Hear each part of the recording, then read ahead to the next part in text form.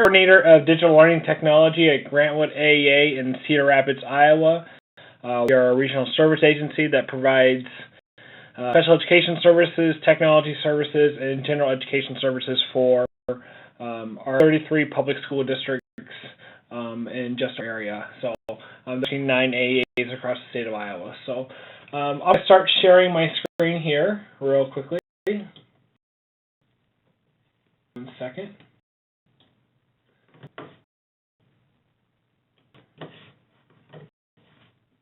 A beginner's Google site, so talking about just kind of the basics of Google Sites. So we're going to start off with just kind of how to Google Sites, how to create them, the various types of pages, and then we'll build on from there and actually construct a site as we go today. But to start with, I'm just going to talk about a few things.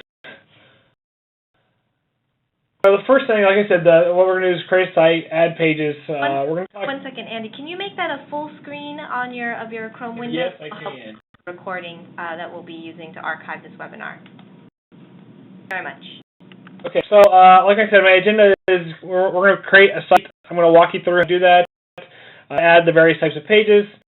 About how to add Google Apps content. When I talk about Google Apps content, those are things such as Docs and Calendar into your site, and even I'm going to talk about adding other content, which is YouTube, gadgets, those kind of things into your site. And then I'll end with how to manage your site, how to share them, how to change your layout, some other settings you have. I'll also talk about some resources to help you learn more about Google Sites at the end. So you can see there I have a short link for the presentation. If you haven't got that yet, it's right there. Or if you have a smartphone, there's a QR code there in the top right-hand corner as well. So, sites.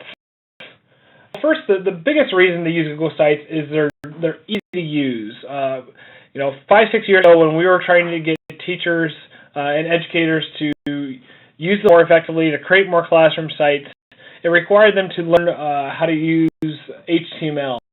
That wasn't an easy thing for them to do. It required them to learn a little bit of programming or a lot of programming, depending on what they wanted to do. So for the most part, there were a few teachers that created websites, and there were a lot of teachers that didn't. But with Google Sites, you don't need to know any of the HTML coding or any type of web programming. You just need to know simply how to, in some instances, copy and paste into a site, or click create page, click edit page, those types of simple functions. So when we use Google Sites, we call it has a what you see is what you get editor, so it doesn't require any HTML knowledge. You have the same sharing and collaboration privileges as you do with Google Docs and other Google tools. But the biggest thing is it creates that 24/7 access to your classroom content. So I always tell teachers when I talk to them, in the 21st century, and when we're talking about 21st century learning, all classrooms should have some sort of web resource. Now that resource could be a variety of things. It could be a blog, or it could be a classroom wiki, or it could be a classroom Google site. I happen to like Google Sites the most of everything because it embeds all your Google Apps content on a lot of other web content that you create or have access to all in one spot. So Google Sites is definitely my favorite out of all the tools that teachers could use to do their classroom online. Example sites before we actually create our own site. This is an example AP biology site. As you can see, it has a list of assignments. The homework assignments aren't showing up there, but this is John Sowash's site. He is a certified teacher out of Michigan. Just a very simple site for his classroom. There's a site from the Adena Public School. As you can see, she has a Google Calendar embedded. She has a gadget there at the bottom that I kind of cut off from my screenshot. She has links. She has a countdown on the left-hand side, and we're going to show you how to do a lot of these different things. So these are classroom sites that teachers have created, but you can also have student sites. So students have access to Google Sites, whether they're in a Google Apps domain or just through the public google.com. So your students can be creating their own sites for classroom projects, whether that be a specific project such as this training service for autism, training service dogs for autism. As you can see, she has all of her content, including an internship blog. internship reflection, letters of intent, letter to judges, all those different aspects that were part of her project with this. This will be used as an electronic portfolio both for students and for teachers and administrators in education. So we have templates that we've created for both teachers and administrators in the state of Iowa that they can use to easily create Google Sites without any HTML knowledge and be able to put together an e-portfolio with very minimal pain. Districts are using Google Sites for either websites or even just specific department websites. So this is the Goochland course guide. This is has all the courses for students in this high school, as well as middle school, has policies, procedures, parent course override form, diplomas, all these different aspects that they would have within their site. One of a school district that actually utilizes Google Sites for their entire website. So this is a high school site, very similar that you would see in some other high school sites. As you can see, they have photo of the cheerleaders, actually a scrolling slideshow. They have a map, a Google Map embedded. They have a Google Calendar, and they have a variety of links on the left-hand side, as well as the horizontal menu that I'm going to show you as well. Into actually how to use Google Sites. So let me go to open up the screen here once I get to the right page here. So people just need to know how to get to Google Sites, and the easiest way, if you're in google.com, once you sign in, actually I'm here on my iGoogle page and I'm using my Gmail account here, and click on more in the top part of the page. I can simply scroll down to Sites and click on it, and it's actually going to load my sites within Google. Now you can also go to sites.google.com or google.com/sites, and it'll take you to Google Sites. So once you click on Sites, it takes you to a list of all the sites that you are automatically already either you created or have been invited to. So as you can see on mine, a huge laundry list of sites, and this is actually small compared to some other people that I've seen be invited to sites. But at the top, you see a button that says Create New Site. So I'm going to click Create New Site, and I'm going to this Miss Crozier's class. What specific URL I want, so I can call this 6 feet. I choose a theme. So let's say I like this treehouse theme. It has kind of a nice little schoolhouse theme. So I can put a little graphical user interface behind it without having to know any type of code. More options, I can give it a site description. So I can say, you know, this is Mr. Crozier's 6th grade site.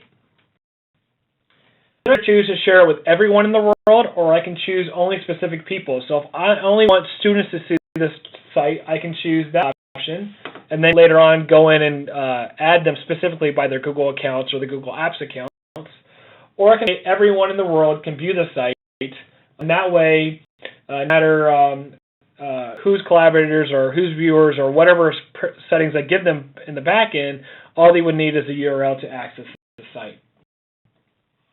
I don't have mature content since this is an educational site, so I'm not going to check that box. I'm going to enter the CAPTCHA here at the bottom. Make sure I'm right.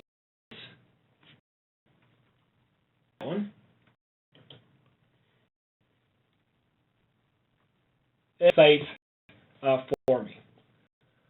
So it takes me to Mr. Crozier's 6th grade class, and I can already start editing my site.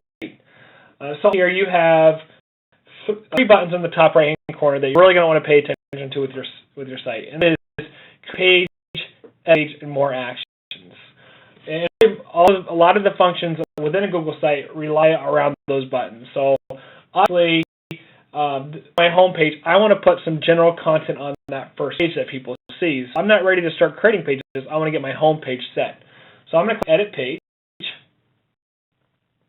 When I click Edit Page, I get a nice little format bar here at the top menu. So lots of times that people have used Google Docs or have used Word or have used Pages, no matter what kind of productivity suite you use, you're used to that format bar, so you have your text your font options, you have your size of your font, your bold, italics, all those different things that most people are used to. So everyone knows most of those things. After that, you have your inserts, and that's where you're going to have your images, your Google Apps content, your Google content such as Picasa, Google Maps, and also have things such as your gadgets at the bottom, which we'll talk more about later. Your formatting bar that has formatting with your different text options. You have a table option, so if you're creating tables within your Google site, it's easy to do that. The thing I'm going to focus on right now is the layout. So right now it's just a basic one-column layout for your page. For home pages, I like to do a two-column layout, so I'm going to choose a two-column one. I actually break my home page into two columns here, so now I can add content to the left column and the right column and not have to worry about the formatting to get those to line along the left and right hand side. So on the left hand side, I'm just simply going to choose to add some copy and paste in here. So welcome to our class Google site, and I'll put we'll use this site to collaborate during the course of the school year, so on and so on. On the right hand side, I'm going to actually enter my contact information. So here we go.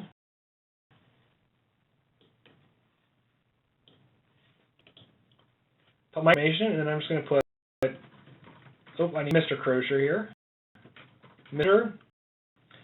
And I like to put a phone, so I'm going to put just a random phone number. So this could be like your Google Voice number that you'll give out to students that, you know, if you don't know much about Google Voice, Google Voice, it's actually an awesome tool for educators because it does give you a number that you can give to students that doesn't require them to, doesn't require you to give your cell phone or your home phone number to them.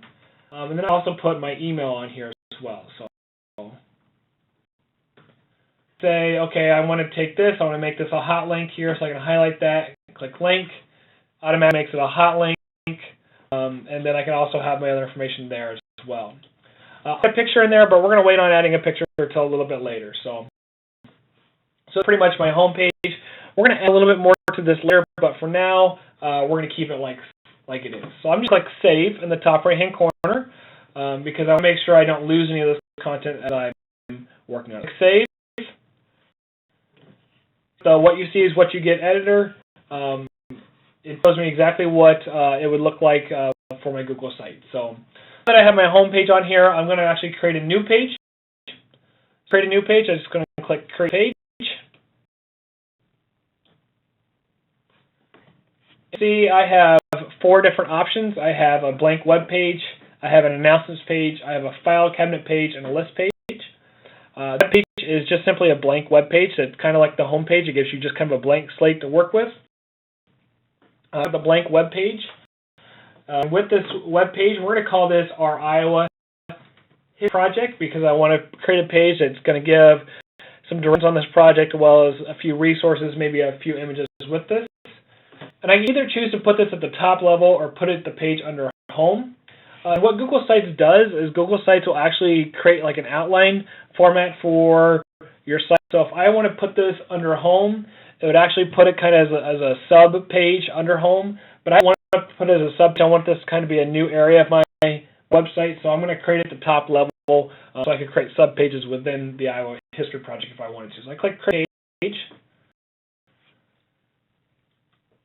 It's my page, so there I have my Iowa History Project, and like with my other one, I make this a 2-column layout, and with the layouts, I know lots of people that just like the 1 column. I seem to use 2 columns 90% of the time when I'm creating pages. I just like to have that space to put on the left and right without having to require people to do a lot of scrolling to access content. So with History Project, I'm going to write what they need to do. So on here, I'm going to put some dates for them. So I'm going to do dates. I'm going to put those in there. And then I'm going to put on here additional resources.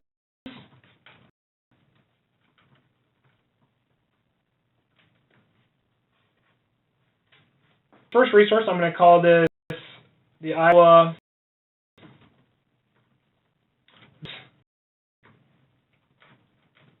source, and I'm going to link it to a page. So I typed the name of the page that I wanted to call it. I'm just going to highlight it. Up here, so I can either choose to an existing page within my Google site. These are all the sites that I've created within my Google site, or I could use a web address that I could link to any URL anywhere on the World Wide Web. Paste that in there. That's to open the link in the new window, so when they click it, they don't have to go back. It actually opens in a new tab or a totally new window. Okay. Let's create a nice little link there for them. I turn, and I can create another one called history page.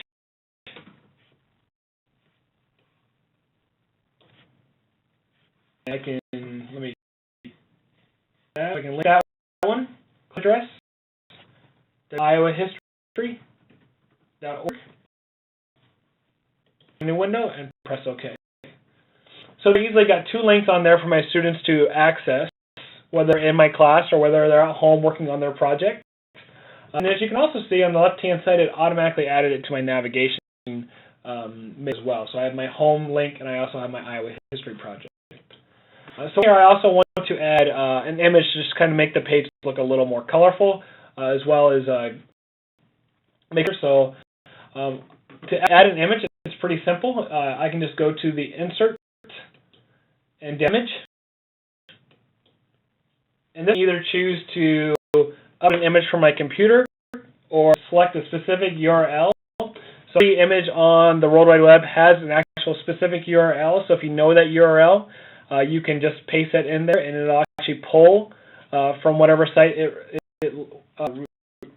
and we'll put it into your page. But I'm going to upload an image from my computer. So I'm going to just click Choose File. I have a picture here. Found one here.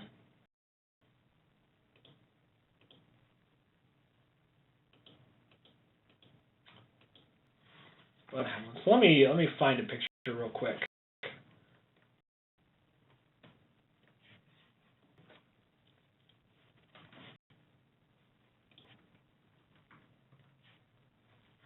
I'm going to flag.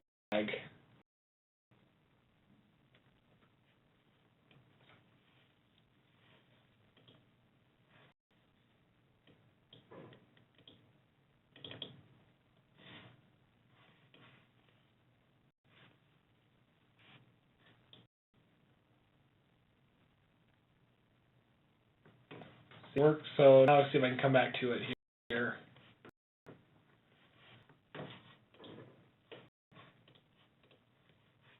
Picture again. So I'm going to insert image here. Click Choose File. And let's see if I can get that flag that I wanted there. For some reason, I'm having a problem getting an image there. So I'm not used to using the full screen on the Google Chrome. So I'm having a little difficulty. So I'll actually insert this picture of Iowa, because that's what's handy on my desktop right now. So I'm going to press OK.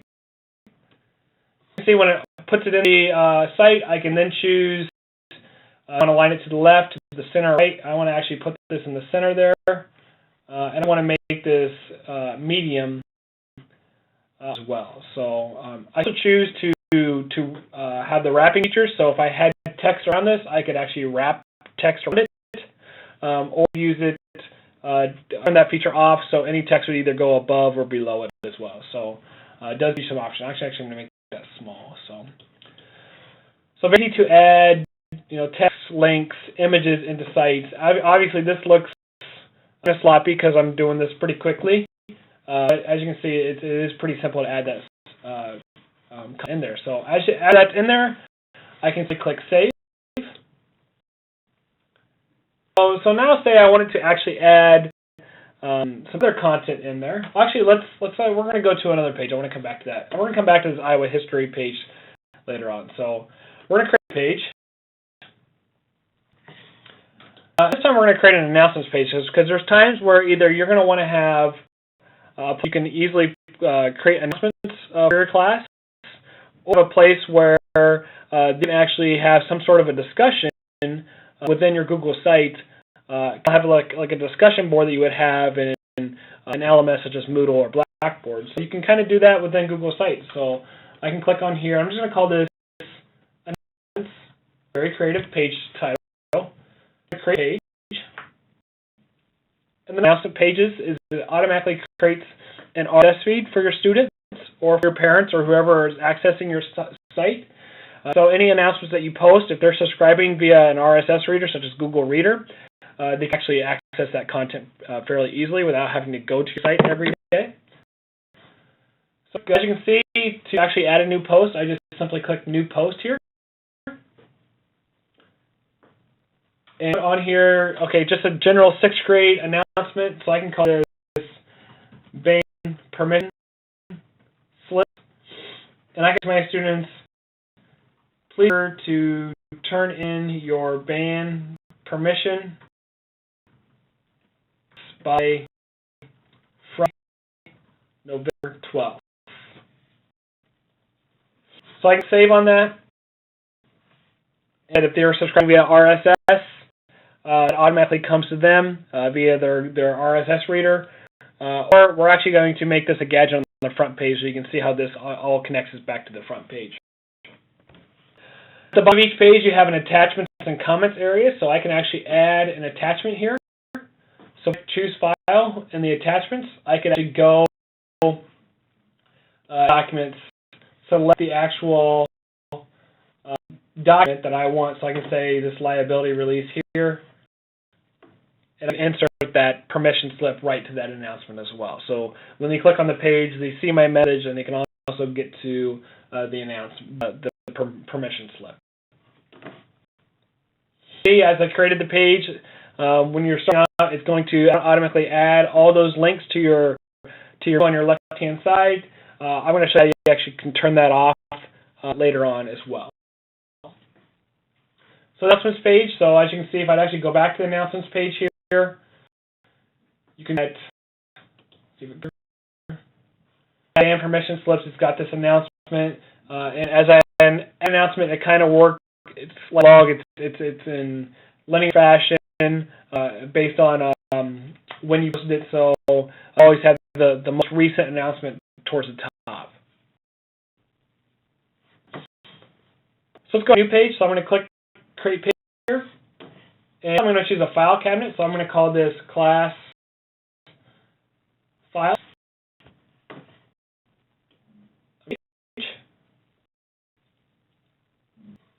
And this is pretty simple. This is just a nice area where you can add files that your students need to access frequently, or just need to have access, at the beginning of the year. So I've seen a lot of teachers use file cabinet pages to post class syllabuses, to be able to post permission slips, to be able to post different rubrics for assignments, all kinds of different things. If you're working with collaborative teams, it's a nice place to post files that you're working on quite frequently. To be honest, I use the file cabinet quite a bit because within my teams that I lead, we use Google Docs pretty heavily. So we use Google Docs for a lot of that. But it's nice if I'm working on collaborative teams that are not heavy Google Docs users, because I can add simply by clicking Add File here. And I like going through the process of adding an image, or adding an attachment to an email, those kind of things. So I'll choose this Baseball Stadium, this Google Earth file. So this is something that would not be a collaborative file, and I can put Baseball Stadium's Earth file. Click up. Puts it there for people, so you can see who posted it, the file, the version, the description, and an easy place for them to either click download, or if it's a PDF, they can click view. So if I go in and added a PDF here,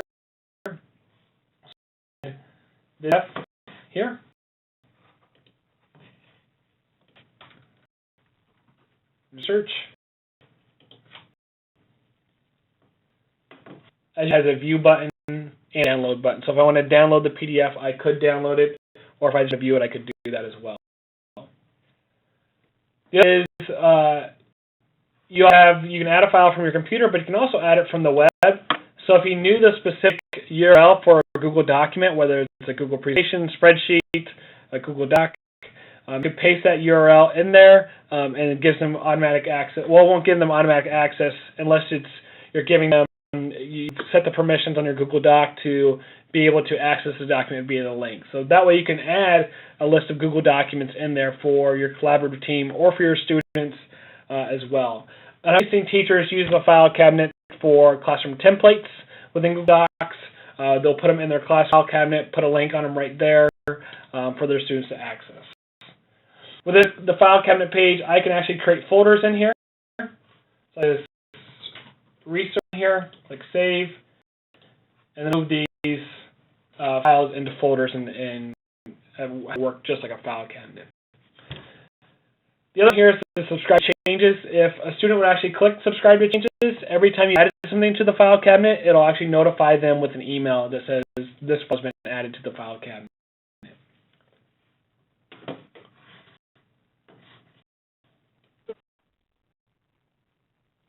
So create one more page for you to see, and this is going to be a list page here.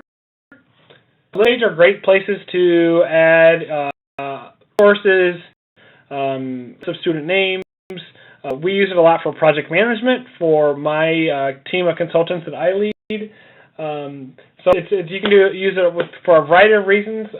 It can be a school library list or a classroom library list if you have certain books or for a certain project. So if this is for an Iowa history project, I had certain pieces of literature or certain magazines or what I wanted to find as a resource list, I could create a list and easily add them. So this is actually going to be a student list, so I'm going to call this student list.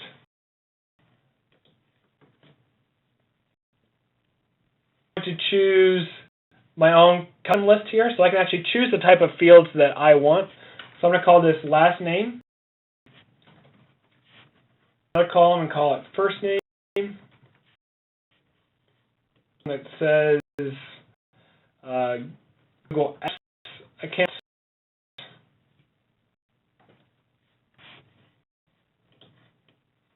It says birthday, and it's having it a text field, make it be a date field. Add a column for drop down. So I'm in a rural district that was made up of multiple small towns, so I can call this city, or this where I live, and make it down. And put the options. So I'm going to put Iowa City.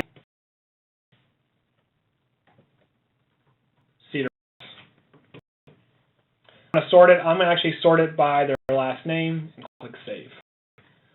So my field I want automatically creates those for me. And to actually add items to the list, I just click add item on the left-hand side here. It's going to pop up window, and I can put my name here. Put my I can put days, so I can go. I was going to say my birthday was 2009. A year and 6 days old, a year and 5 days old, excuse me. I can put where I live, Iowa City, and it's automatically going to put that on my list. So if you have a resource list and you're doing it collaboratively with a group of students, so to compile that list very quickly, where you can set the fields, and you're not just getting random things and random pieces of information. So you can have a URL field where people can actually add a link to what they're posting. So if it's various websites that have to deal with Iowa history or various websites that have to deal with whatever project you're doing, you can do a URL field and have a quick list of links that they can go through, and they can actually go through and sort by ascending or descending order with it if you get a large list of items as well. So it's kind of a handy tool, students for collaborative teams for whatever you're using it for. I'm going to go back to the Iowa History Project here. I'm going to click Edit Page because I want to edit this. Like I said about Google Apps, is it does allow you to embed content very easily. Say you had you were doing a classroom presentation and you had used Google Presentation to do that, or you used a different presentation tool, but you then uploaded it to Google Presentation for your students to access. You can just embed that into your Google site, so you don't have to worry about emailing that PowerPoint out. A nice way to kind of protect your intellectual property as well. And all I need to do is click Insert and just go down to Presentation. I'm going to pull from my Google Docs here, so I have all of my Google presentations that I have. So I'm just going to choose this site's webinar. For example purposes, this is the same one that I used earlier in this webinar. Click Select. I choose to include the title, to include a border. I can choose a size, small, medium, or large. I'm going to keep this as small and click Save. It's a blank box because we're in editor mode now, but as soon as I click Save, that presentation is now embedded in my Google site. Great to share presentations. I tell all teachers, if you're using some sort of presentation within your classroom and you have a Google site, it makes no sense not to embed that to give access to your students. So for your students to be more attentive in class rather than have to worry about taking a note of every bullet point you have in your presentation. Create a new page for the next example of how to embed a Google Apps content. I'm going to call this Calendar. I'm going to click the page. This is a blank page. I'm going to go to Insert, and this time I'm going to go down to Calendar, and it's going to pull from my Google Calendar. I have a Google Calendar called 6th Grade Social Studies, and I'm just going to click Select. And I'm going to make this a full-size one. I have to be in week, so they're just going to see what's available for this week. And simply click Save. And I'll have those same options to align left, center, right, and I can choose to have the wrapping features and all those kind of options, but I'm just going to click Save because I'm in edit mode. I can't really see it. So if I click Save, I should be able to see what my students would see. As you hear, they have an exam number for tomorrow and then test review on Thursday. And it gives them quick access to a Google Calendar. This is a way that they can subscribe to it in their Google Calendar, or they could just simply access it via your Google site every day. This is a great tool if you're using sites to share information with parents, to share your classroom calendars. They know when you have due dates or you have exams or those kind of things. Great to make your classroom more transparent for parents and for students. The Iowa History Project. So I'll show you some easy ways to embed Google Apps content, such as Docs and Calendar. But you can also embed other Google content, such as so YouTube is a Google product, so I can just simply go down to Insert, down to Go, into YouTube. All I need to know is the URL of the YouTube video. So I'm going to go to another document and grab that URL real quick. Here.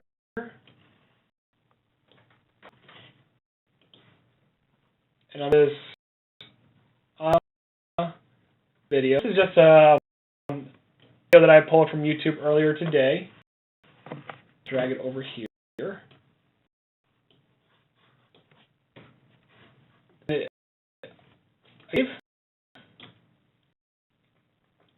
It puts that video into my Google site.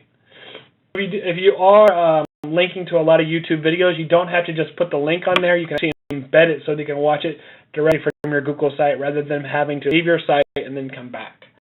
It's kind of a nice, easy feature, very simple to embed them into your Google site. You don't have to know any code. If you're using a product, for instance, we do a lot with Moodle at Grantwood as well. To actually embed it, YouTube into a Moodle site, I have to know the HTML code and embed it in that way, which is not difficult, but it's not as easy as just simply selecting Insert, going down to Video, clicking YouTube, and pasting the URL in there. So, very simple to do. Is add photos directly from Picasa. So I'm actually going to delete this Iowa State. I'm going to go down here because within a Google Apps domain, you get 100 gigabytes for all of your Google sites within your apps domain. But if you're using just kind of a public account, a Gmail account, you only get 100 megabytes. So adding a lot of photos via your hard drive directly to your Google site, it takes up space. So what I teach people is to add them to your Picasa account and then link to them from Picasa or from Google Sites, from Picasa to Google Sites. I'm just going to click Insert here and go to Picasa Photo.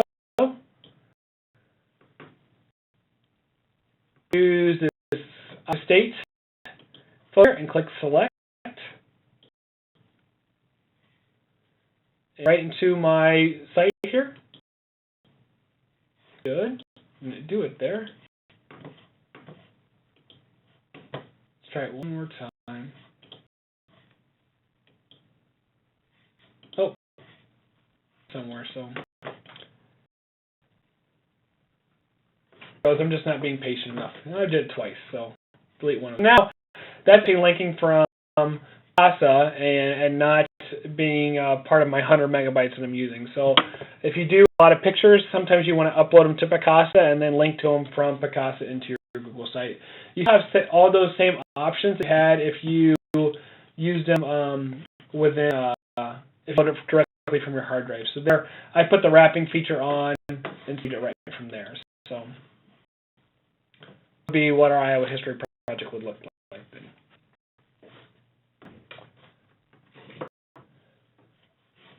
The home page here, and on this home page here, I'm going to add a map to so I'm going to put on here. I'm going to insert the map. So if you're an administrator or you work at a regional service agency such as myself, sometimes you want to put a map to wherever the professional development is taking place. Or maybe you're going on a field trip and you wanted to let everyone know where that's taking place, so you want to have a map of it. So let's simply put on here, just in Grant Wood area, education agency, Cedar Woods. I will click search. I find it, and I'm just going to click select. Save. It's actually 400 megapixels. If I click here, it automatically going to put that map on my Google site for people to access. So very easy to add Google Maps site. Your gadgets into your site that will make your homepage a little bit more dynamic. And also make it a little bit easier for people to access parts of your site. And to do that, you just simply click Edit Page. And I'm going to insert, and we're going to actually embed an announcements gadget. So I'm going to go to Recent Posts here. And I'm going to say I want the post link to be a short snippet. I want it to be the last 5 posts. I want to create some announcements, and I'm going to click Save. Here. As you see, as I add a recent announcement here, it'll automatically upload it or automatically populate it onto the front of our home page within our Google site. So if I'd actually go back to my announcements page, the new post,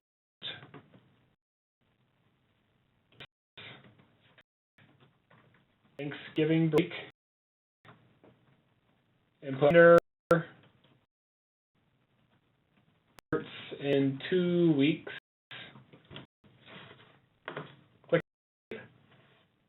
Actually, homepage here.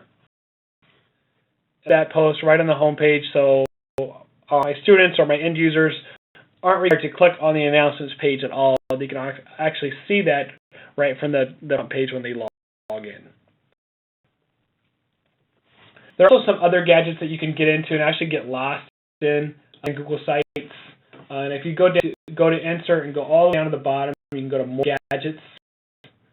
And there's a lot of very gimmicky, but there's also some useful ones on there. I know people are really the weather gadgets. They really like the calculator gadgets. To be honest, I don't use the gadgets very often. There's some nice Google gadgets on here. So Google you actually find, let me see if I can find it here. There are moderator gadgets, so if you use Google Moderator within your class, you can actually use the Google Mod gadget to embed into your Google site. Like I said, there are a lot of things on there, and to be honest, not all the gadgets are accessible for students. So sometimes if you're within a Google Apps domain, it's kind of nice to identify which ones you block from your students, which we do a lot at Grant Wood, and we know a lot of school districts that block certain gadgets from the Google sites. You don't block Google sites all entirely, just block certain gadgets. So I'm going to go on here and click. I'm going to find one earlier today called Iowa Flag. I'm going to search real quick. Searching. So let me search Iowa.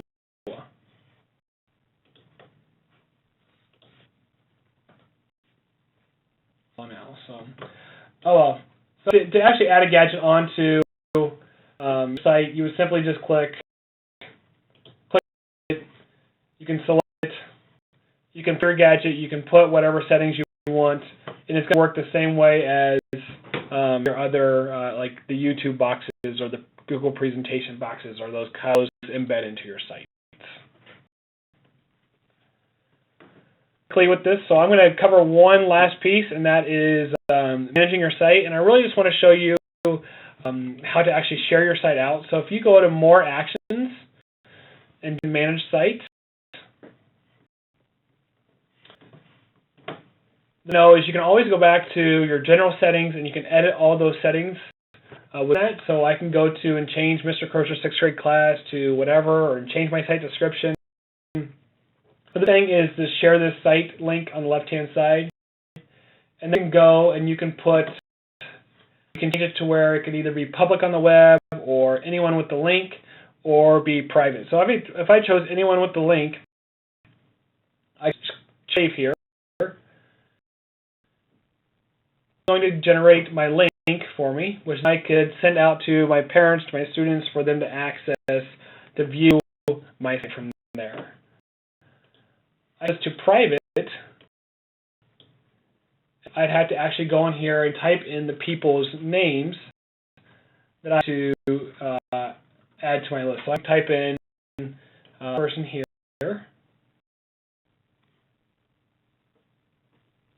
and a group from a Google group on there. So I could put in group at Google. If I knew the group. The biggest thing is I can choose either to give them ownership privileges, if they have ownership privileges, that allows them to edit layouts, it allows them to delete your site entirely, it allows them to manage the sharing privileges. But if you just give them editing privileges, that really just gives them the ability to create pages and edit pages within your site. Or have just viewing privileges, it really just gives them that, just gives them the ability to view from your site. They get files from your site, but they can't any content, they can't create any content, they can simply just view. So I can say this thing can just edit it and then click share. Easy it is to go in there and add people to your site to either collaborate with you or for them to view your site as well. And I go back into here and I can say, okay, this person can review my site, and I can X that out, my changes, and move on. So if you have a list of students come in semester, different students second semester, you can delete all your first semester students and bring your second semester students in pretty easily. With that, go back to my webinar, my presentation real quick here.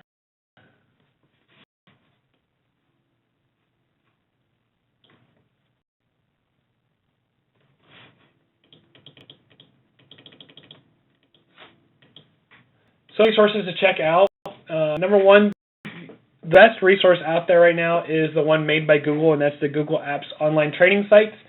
I have quite a few schools that use this for their own district-led professional development on Google Apps. It's great for Google Docs, Google Sites, Gmail, Google Calendar. All those different tools are right there. There's a resource called Sites for Teachers, which is a Google-driven resource with Sites for Teachers. Let me go to that one. See if it opens up there. Site Features is just a nice way to see some different examples of sites for your classrooms or for project sites for students. Idea back to school sites that give you some different ideas. So if I wanted to create a project site, I can click Create Project Site on here and walk through step by step on how to actually create a project site for my students. Another that I threw in here was How to Use Google Sites by Tony Amsler. Tony Amsler is one of my technology consultants that put together a Google Sites that has a lot of YouTube videos, has a lot of different resources for you to use. He actually just finished his Google Apps Certified training exams today, so he will be a Google Apps Certified trainer hopefully very shortly. A wealth of knowledge of Google Sites. A way to really stay on top and stay updated with whether it's Google Sites or Google Docs is just simply access the Google Docs blog, and that a post on here about a month ago on some kind of pro tips for creating some pretty dynamic sites and knowing how to use the sidebar and how to lay things out to make them look very professional. So it's a great way to know what the new features are, add features frequently. For instance, the horizontal navigation, which I really don't have time to show today, was one of the newest features a couple months ago. And without me subscribing to the blog, I probably wouldn't have known it was available because you have to go into your back end on the management settings to actually turn on the horizontal navigation. But it's a great way to stay up to date, very simple. Subscribe within Google Reader and have it come right to you every day. So.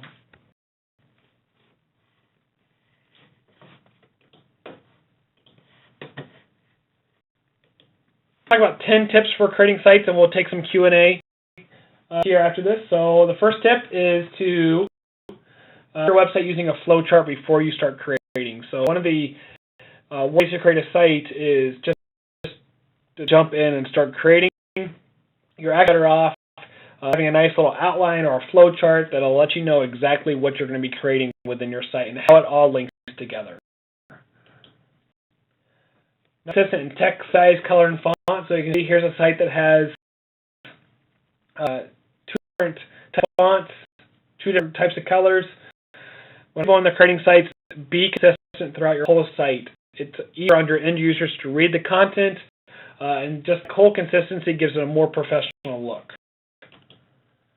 Under copyright rules and play fair. So understand if you have the copyright privileges to post images on your site. Just because it has a URL and someone else is posted on another website doesn't really give you the right to post it on your site. So understand the difference between copyright and Creative Commons.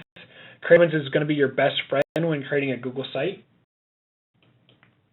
Make sure the purpose, and don't create it just to have a space online. So give your people reasons to go to your site. Ask yourself, is your site for resources, information, collaboration, or a combination of a number of those things? And when looking at your site, make sure you can clearly state the purpose just by looking at your home page. Just keep it updated. The sites I like going to the most are ones that are updated frequently, that are not left stale over a long time. I have a sidebar today, but don't underestimate the importance of your sidebar. This can actually be a great resource to improve navigation for your end users, as well as create a nice little graphical interface for some other options that they have as well on their site. Don't clutter stuff. So I briefly talked about the gadgets. One thing you don't want to do is add a ton of gadgets that just create a lot of clutter within your site. So the fish gadget and the hangman gadget, yeah, they're kind of cool when you start playing with the Google Sites and you're just learning about it. But for functionality, for your students, for your parents, for your staff, not really useful, and it really clutters everything else within your site. To make your site more dynamic, so if you're embedding Google Groups, Google Calendar, Google Docs, you can make those changes from those applications that you're using every day and not have to worry about updating it within your Google site as well. If you're embedding those applications, the updates will happen automatically when you're making those changes from those places. Use Google Analytics, and this is more of a pro tip, but if you're really wanting to track data on your site, it's very easy to do that with Google Analytics. Just create a Google Analytics account, get the code for your site, paste it in your management settings, and automatically start tracking data for your Google sites. Very powerful tool. Not least, if you don't know, ask for help. Better click the help in the top right-hand corner of Google Sites. And that is, if you click on any Google site, whether your site or whether it's a collaboration of sites, you always see that help in the top right-hand corner. Click help, great resource to find answers to your questions. With that, I'm going to stop, and I'm going to take questions that people have. There's a lot of information. Yes, if you guys have any questions, please ask it in the Q&A box you'll see in the bottom right side corner. You can submit a question there, and then Andy can answer it.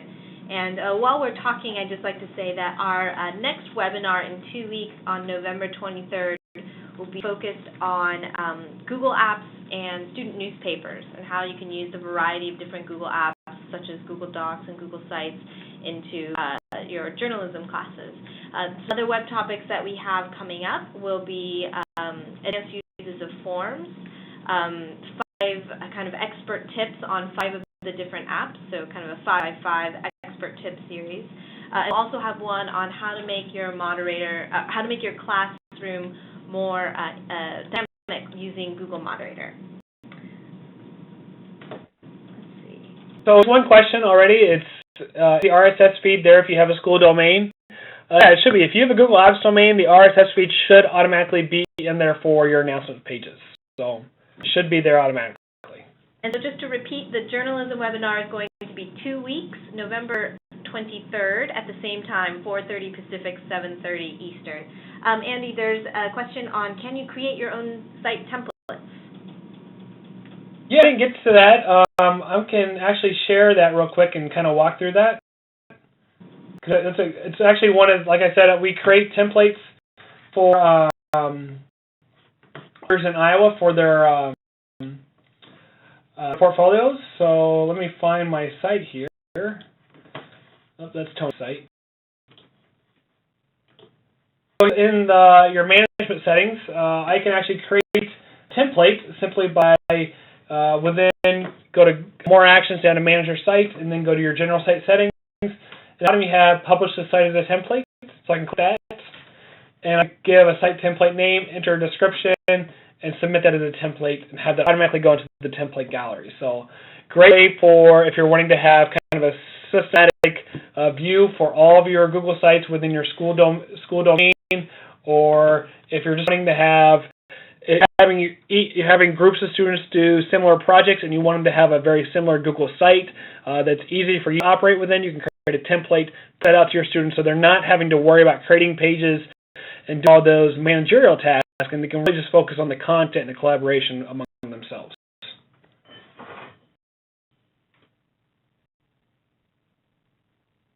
We have some, can we add edit HTML on pages, and can you limit access to the templates on your Google Apps for Education domain? The editing HTML within Google Sites, I don't do a lot of it. I know you can do some simple editing within the HTML, but I know some of the advanced stuff that we've tried with some various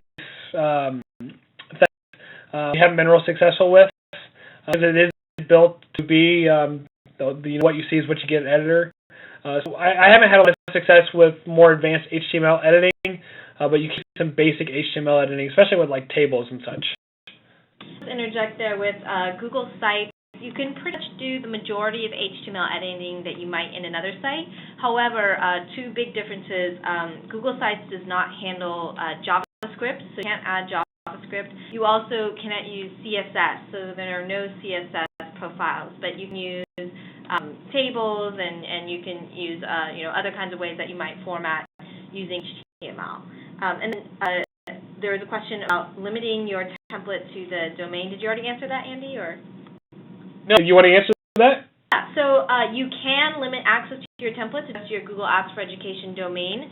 when you open up Google Sites within your Google Apps domain, you'll see the ability to publish, or if you're trying to publish a template, you can see that you can either publish it just to your domain or you can publish it publicly. So it will also depend on your overarching settings. So for example, if your domain has set no sites can ever be published publicly, then your site template will also not be able to be published publicly because it still has to fall under that same limitation. But you can choose to just publish the templates within your domain. So Andy, there's another question about using WordPress with Google Apps sites. Have you ever done that? Can you repeat that question for me? Using WordPress and Google Sites. I haven't done any integration with WordPress and Google Sites. If someone has, let me know because I'd be interested in hearing more about that. I'm not aware of that either. I do know in Google Apps there is an iframe gadget within the featured list of gadgets in Google Sites when you try and insert a gadget. So you can insert an iframe of your blog of a WordPress, but I'm not aware of any other more extensive integration. Judith asks, how do you publish the site to the web? When you're under your sharing settings, and maybe Andy, you can even pull that up. Under the sharing settings, you can select to have it available to publish to the web. If you're on a Google Apps domain, there will be the option to either publish it to your domain, so basically anybody within your domain can see it, or you can have it published to the world. So if you click on Share This Site under Site Settings, you can change the visibility settings. So there's public on the web, anybody can find and access it. Anyone with a link, we like to call this like an unlisted phone number, so somebody has to know the link, they have to know who to call in order to see it. It won't necessarily be searchable. And then private is when you just want to have it the people explicitly shared with. The other thing with that, I'm not in an apps domain account right now, but if I were, you'd see two more options, and that would be public on Grantwood Area Education Agency or anyone with the link in Grantwood Area Education Agency. So you can restrict it to just a domain as well with those two top features. So. All right, so I'm just going to be able to take another two questions here, but the questions that are answering into the Q&A box, we will save, and Andy and I will address these and post a transcript of the Q&As as well as the recording of this webinar, and you'll be getting a follow-up email either tomorrow or the day after with all that information. So we have another question on, is it possible to create an event where participants can sign up with name, class, address, etc. at the Google site? Also that one, probably the easiest way to do that is you can embed a Google form. Andy, I don't know if you have a form on hand that you could just demo right now how you could insert it. But oftentimes in a Google site, you can just insert a gadget as a form, and that form will then automatically populate into a Google Docs spreadsheet. So it makes it really easy to keep that information together. Yeah, you're still seeing my screen, right? So I'm going to embed a form right here real quick. If I just go to Insert and do Spreadsheet Form, I can simply select the form I want to find. So I can choose Google Apps Transition, click Select, click Save, Save again, and it puts that form right in there for me. So start in a form. You can have a multi-page form, still works just like you do with anything else. So very easy to use. And let's see, so we have one last question, and then again, the other questions that went into the Q&A box, Andy and I will address those and post the transcript tomorrow so you can see if we didn't get to answer your question. Is there a way to browse other class websites besides the examples that you provided? Andy, I know we have lots of example websites linked there. Are there any other resources for existing websites built in sites for educators? You know, there's no way to search class websites within sites unless they publish them as templates. You know, I just put a few examples on my class resource list. We can definitely, you know, we have a very large community of Google certified teachers. We can look for all kinds of examples if you just want to get lost in Google Sites examples, but there's no easy way to search within Google Search unless you know the name of the site and it's public. So, and what I find at least is a lot of classroom sites are not public. They're reach it to just students or just to parents or anyone with the link and those kind of instances. So. And one great tip that came in through the chat that I forgot to mention, if you do have an embed code from a various website, there's actually an embed code gadget. Again, if you insert gadgets and you look at the featured ones, there's a lot of the kind of helpful ones that come from Google, like the iframe gadget and also this embed gadget, where you can copy and paste the code you might have done on a normal HTML web page. Using that gadget, you can pretty much insert other types of gadgets. For example, I think some people use VoiceBed and they're able to insert the gadget that way. So fortunately, we've run out of time for this webinar, but again, we will answer as many of your questions that came in through the Q&A box. Thank you again for joining us, and you'll receive an email from us either tomorrow or the day after that will have a link to the recorded version of this webinar and the Q&A transcript, as well as some information about the upcoming webinars in this series. So we hope you enjoyed it, and again, thank you, Andy, for hosting this webinar. Yeah, one more thing, if you guys, you went to that here that had all the resources on there, this is our Iowa Google Apps site, and if you actually click on webinars on the left-hand side, we do some of our own webinars within the state, and we put all of our archives there, so you're welcome to check those out and learn from us in Iowa on some other topics as well. So thanks for joining us. A lot of fun to do this tonight. So thank you. Thank you very much, everybody, and we hope to see you in 2 weeks.